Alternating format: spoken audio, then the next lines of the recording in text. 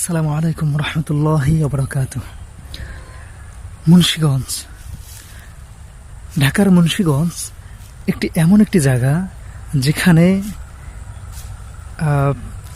ক্ষীরা এবং আরেকটি কি বলা হয়, শসা। ক্ষীরা এবং শসার বিশাল প্রজেক্ট এখানে উদ্ভাবন হয় বা উৎপাদন হয়। তো প্রত্যেক সিজনে বর্ষার শেষে তারা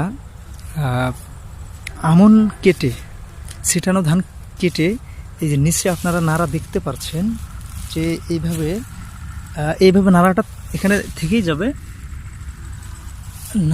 নাড়াটা এইভাবে থেকেই যাবে, নাড়াটা আর কাটাও হবে না, চাষও করা হবে না। এর মাঝে মাঝেই লাইন বাই লাইন রশি টেনে এইভাবে ক্ষীরা এবং শসা বা সালাদ এইভাবে লাগানো হয়।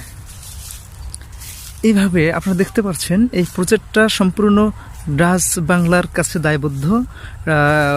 এই জায়গার যে প্লট বা যে ক্ষেত খামারটা আপনারা দেখতে পাচ্ছেন, এই সম্পূর্ণ প্রজেক্টটা ডাচ বাংলা ব্যাংক এবং আরও অন্যান্য কোম্পানি থাকতে পারতে, সেটা আমি শিওর জানি না। তো বেশিরভাগ আমি দেখতেছি যে প্রত্যেকটা যে বড় বড় যে সাইনবোর্ড আমরা দেখতে পারতেছি, এই যে একটা, এই সোজা একটা, এবং এই যে একটা, আবার এই যে দেখেন একটা। তো এগুলো সব 99% ডাচ বাংলা ব্যাংক এর আওতাভুক্ত। তো এগুলো কে বলা হয়, এখানে বলা হয় যে কোম্পানির ক্ষেত।